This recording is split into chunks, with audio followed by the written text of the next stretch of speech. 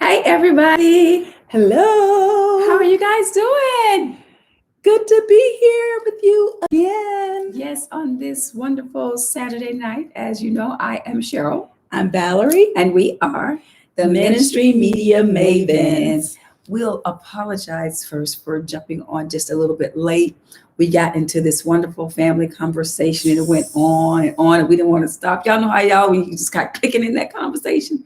So we had to pull ourselves away from it because we have obligations with you, our cyber family. Amen. Yay. So we are so glad we are here again, repping our businesses. Look at that, Church Girl Nation. That's my company. Look at that, Pray. That's her T-shirt line. Get Sparkled by LaBelle. Yes. And I said last week that we dropped those links down into the comments, and I forgot to do it. So we're going to try to do it on tonight.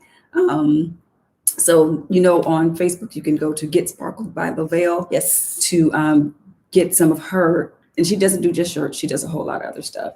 And you can go to Church Girl Nation. It's a group on Facebook to look me up and find out how you get these wonderful shirts, or you can just follow us. Anyway, Let's jump in on tonight. We said, first of all, we want you all to share this. Let everybody know that, yes, we were a little tardy, but we are on now. Yes, so share this. And if you have been liking the content that we've been providing on this channel, we want you to hit like on this as well. So we'll know what resonates with you, the kind of content that you want and that you appreciate from us. And I'm going to do a little share real quick.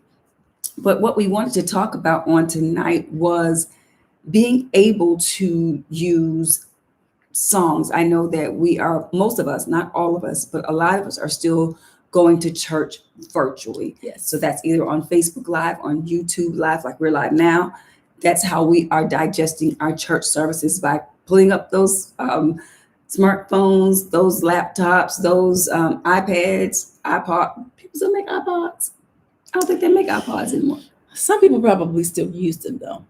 I still have one, that 80 gig one that I refuse to give away. I have to remember where I put it. But anyway, that's beside the point. That's how we are, quote unquote, going to church, is online. And what a lot of people love about church service is the worship. Amen. Praise and worship. We love singing songs and raising our hands and just feeling enveloped, yes, by the presence of God. And so I know a lot of people that I talk to, they're kind of worried about, well, we still want to have praise and worship. We still want to be able to sing, but we want to do that in a way that we aren't infringing on anybody's copyright. Because did y'all know that music is copyrighted and you just can't sing the songs all willy-nilly? And so that's why we wanted to get on tonight, is to talk about how to correctly be able to broadcast and to stream music, worship music. And so I'm going to let Val start, and we're going to give you three ways to do it. And Val's going to give you an awesome tip that you need to know as well. So I'll pass it over to Val. All right. We're so glad that you could join us tonight. It is a blessing to have you here watching with us, and just comment and tell us, how we're doing. If you have any questions, that would be great. But I want to discuss a common myth that people they do and they think, and that common myth is, as long as I put in my comments that I do not own the rights to this music, that gives you the right to use the music. Legally, that does not give you the right to use the music. Even crediting the author or the owner of the music with it is still not giving you the right to use the music. That is a common myth, that will absolve you of any wrongdoing. That does not work. So it's not legal to use music that is copyrighted by someone else and putting that line. You see that all the time on Facebook, on people's live streams, that I don't own the right to this music, but I'm playing it. Well, if the owner of that particular piece of music really wanted to come after you, they could, but most of them don't. So we have been given grace in that. But just so you are aware that does not give you the legal right to use the music. And the first tip is, moving on, is that you can use public domain songs. Yes, yes. You can use public domain songs. And what are public domain songs? Public domain songs are those that have never been copywritten or have been copywritten so long ago that the copyright is no longer in effect. You can use those songs. One of those songs, and I'm just gonna, most everybody knows this song is We've Come This Far by Faith. That is a public domain song. And Yes. anybody can sing that. You don't have to worry about writing, I don't own the rights to this song. You can sing it because it is a public domain song. And if you do not know which song is public domain, what you can do is either Google it, just type in public domain songs, and the list of songs will come up that you can use. And in the Black church, there are so many public domain songs that you can sing. Because they were call and response, and these were sung years and years and years by slaves. And, you know, we just came up in the church from generation to generation singing those songs. And so we call them call and responses because typically you call out a line and then the congregation responds. Those are also public domain songs. Jesus on the main line, tell him what you want. Public domain. So you can sing that particular song as well and not have to worry about copyright infringement. And yeah, so that's my tip. And then that's my myth. I love those because y'all know we are famous. And I will even say myself, I have been famous for putting that little line on Facebook. I do not own the rights to this song. They know that. But that does not necessarily give me the right to actually play that song. And like she said, if the song owner, the copyright holder of that song would ever go after all of us that are doing that, we would have to take down those videos that have that music in them. So that's not a pass. Mm-hmm. The only pass that a church has from copyright is if you sing those songs in your church and it's not broadcast anywhere. You can sing praise and worship songs that are written by other people as long as it's in the church building, not being recorded. That's the only loophole, and not even a loophole, the only allowance that churches get. And so if you stream it somewhere and it's not your music, you do not own the rights to it, then you can't do that. But let's enough of that. I'm going to go to the 2 ways that you can actually, other than public domain, you can do whatever you want to with public domain. But the other 2 ways that you can actually perform or put songs into your services is, I know we all know independent artists. Mm-hmm. One of the things that our church did when we first started live streaming over in March is we reached out to artists that we knew that had beautiful songs that we wanted to use in our broadcast, in our live streams. And we just asked them for permission to use their songs. Now, when I say independent artists, I mean artists that own all total rights to their music. And so we would reach out to, I have a cousin that has a project that she did, Ladies Phyllis Matthews. We reached out to her. We reached out to Deeper Purpose, to Devin McKnight. They have beautiful music. And so we reached out to them. One of our friends back in Dallas, Elisa Sample, we reached out to her. So we started looking for people that we knew that were independent artists that had great music, but that wasn't being heard, widespread. We said, well, can we use your music? We will give you recognition and credit on there. We can put a link so that people can know to go to purchase your music. And so everybody that we asked to do that did that for us. Pastor Beverly Crawford allowed us to use her song. And so that's what we did. We started reaching out to independent artists that had good praise songs, that had great worship songs, that had good churching songs. And so we reached out to them, and that is what we start putting in our live stream because we have permission from them. And so if YouTube would ever come to us, if Facebook would ever come to them, we would say, no, we know the artists, they've given us permission. And so I want you to start reaching out to independent artists, especially during this season when they can't travel and they can't promote, they can't do concerts right now. Right. Reach out to them because that's just another avenue for them to get their music out there, to get people to know who they are as psalmists, and to get people to buy their music. So start reaching out. Everyone we know, especially in our own church circles, we know people that are recording music, that have songs, that would just love the opportunity to have their music packaged in your church service, because that's just more people that are being blessed by that ministry. So be Right. sure to do that. And the next thing to do is CCLI. Purchase a CCLI license. And I wanted to look it up because I wanted to make sure to get the name right for CCLI. And actually, you can just go to us.ccli.com and it will take you right to CCLI.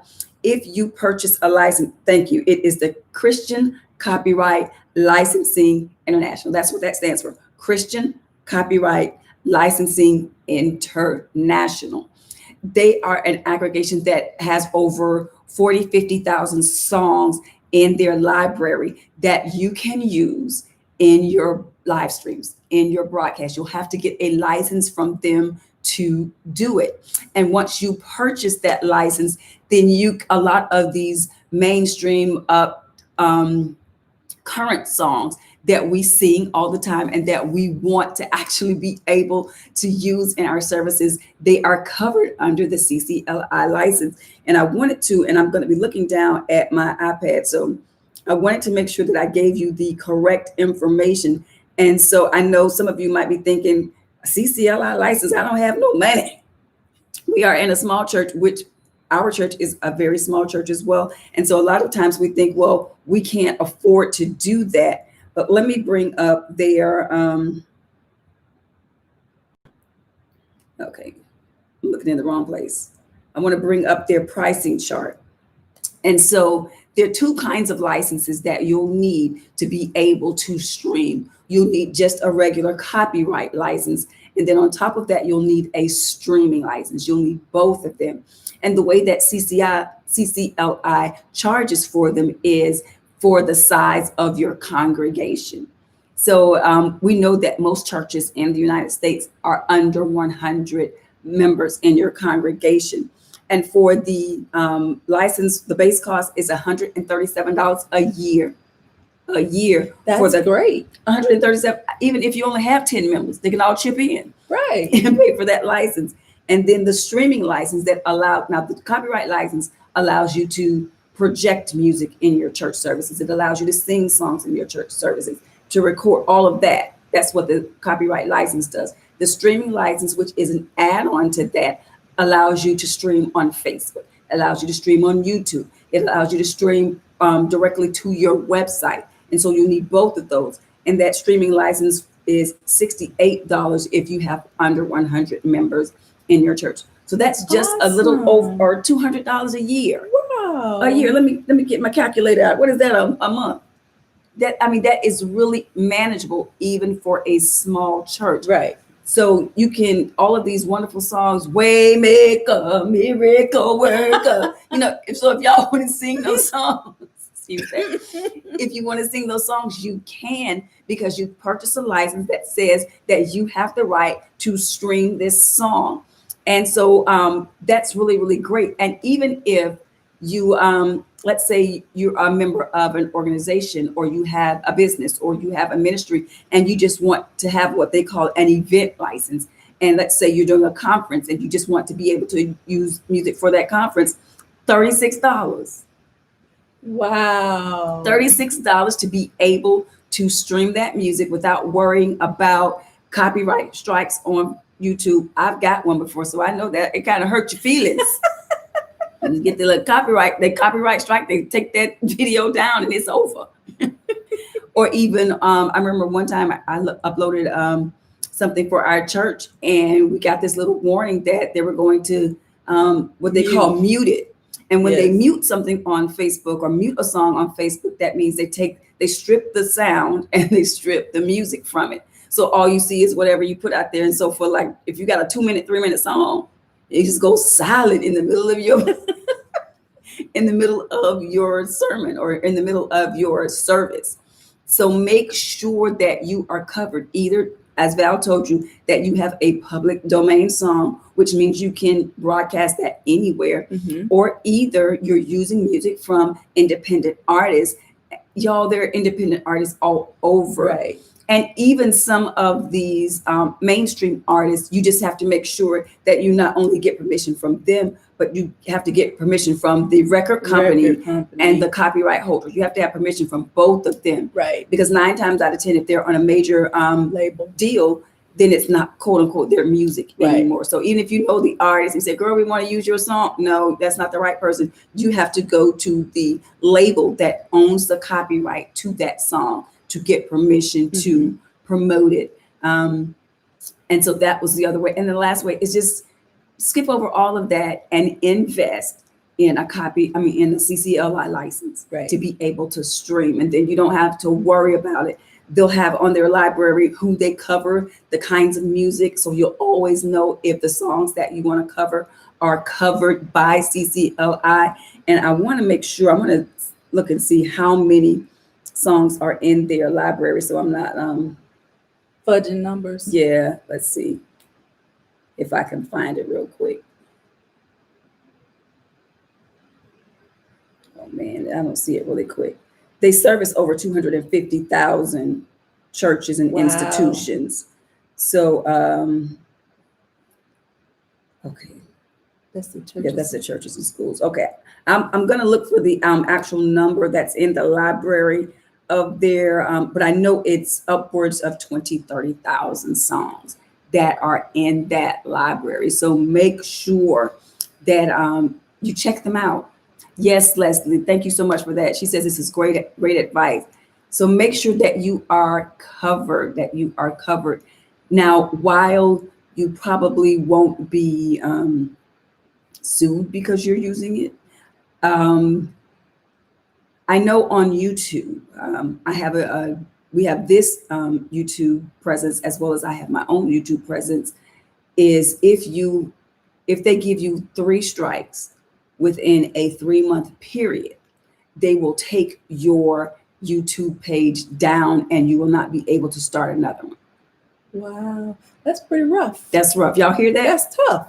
So if you're using somebody's music and the artist, and this is what you need to know about YouTube. Facebook is not as bad. I'm gonna put this down so I can look at y'all and tell y'all this. This is what you need to know about YouTube and their algorithm and the bots that are in YouTube. You think that you can get away with it, but what I know from YouTube trainings that I take is that YouTube has a bot that is listening as you are speaking. And so that's how they know so quickly that you are playing a song that you do not have copyright rights for, is because bots are listening to every video that is being uploaded, every video that is going live. And that's how they tell that you're playing music, because they have all of these labels that are partnered with YouTube, because YouTube doesn't want to get in trouble to say, hey, this is this little light of mine. They don't own rights to that. Give them a copyright strike, give them a copyright warning, because there are different ways that YouTube deals with that. And if you get a copyright strike, that is the artist saying, that is my song, I did not give them permission, take it down. That's a copyright strike. YouTube allows you to have 3 of those strikes within a 3-month period. If you get 3 of those strikes within a 3-month period, YouTube has the right to disable your channel and not let you come back. Now, not saying that they will, but they have the right to do that. And so I am just the messenger. And I don't want that to happen to you, because I know you're trying to get the message, the good message out, and you're trying to inspire your congregation. You're trying to inspire your members and the world at large. But you have to do that in the law. You have to do that legally. Within the law. Within the law. And so you have to make sure that you are covered. So if it's not public domain, if it's not an independent artist that has given you permission to use their songs, or if you do not have a CCLI license, do not use the music. I'm just going to tell you, do not use the music. When our church first got online, we was using nobody's music. We was like, we're not going to jail. Nope. We don't break the law if we can help it. And so then we start finding ways to do it. And one of the ways was, hey, We know all of these great artists that have produced projects and their music is, not being played as much. What if we reached out to them? What if we just asked them, hey, we were trying to put this and it goes great with our message that our pastor preached. Can we include it? Everybody we asked said yes. We're going to come back to them again for another song, but just build up a repertoire of songs from independent artists, even if you don't know them personally. Inbox them, DM them, PM them, and just ask them. Say, hey, we have a small church and we're trying to build up a library of songs that we can use to minister, to our congregation. We'd love to use your music. And if so, we would always give you credit for it, tell them where they can go purchase it. So this can also be an extra stream of income and revenue for people that may not know you, may not know your music. So make sure that you reach out to those avenues. And then you and your members, y'all chip in $12 each and y'all save up for the CCLI license. And then you can just broadcast and be okay. And if Facebook or YouTube would say, hey, we think this is not your music, you can just whip out your CCLI license number. And I actually see some churches that when they broadcast, they will put their CCLI license number on there when they are broadcasting, which says to YouTube, which says to Facebook, don't come at you, girl. We paid for this. We have the rights, which is the legal and the right way to do it. Right. Because artists spend time, energy, and effort making music for Right. us. The least that we can do is make sure that they get paid for it. Nobody wants to go to work and not get paid, do we? We want to get paid for that. Right. And this is what they do. And so we're sowing into their ministries. We're sowing into what they do for the kingdom. We are so grateful that God has blessed them to make music that moves us, that encourages us, that lifts us, that takes us into worship, that takes us into the throne room of God. And so we want to make sure that we're always being a blessing to them. Anything else you wanted to add? No, I think we did a good job. I think you did a good job too. Yeah, you did too. Well, thank you. Did y'all think we did a good job? If so, hit that like button again. And as y'all see, this is number 3. Live. 3 live streams that we have done. We're having fun doing the live stream. We'll probably do one more next week and then we might be back to recording. But we've enjoyed Yes, it. And we live. hope that you've enjoyed it too. And let us know in the comments, do you prefer the live? And maybe we'll do more. Maybe we'll kind of do a mix of them, some live and some recorded. Right. But we enjoy serving you, and we hope that it's being a blessing to you. And so remember always to like, subscribe, and comment, and click that bell. so you'll know when we drop a new video. We hope you all have a wonderful and blessed rest of your weekend. And if you don't have anywhere to worship on tomorrow, you can join us at New Beginnings Church of God by Faith. Amen. Goodbye.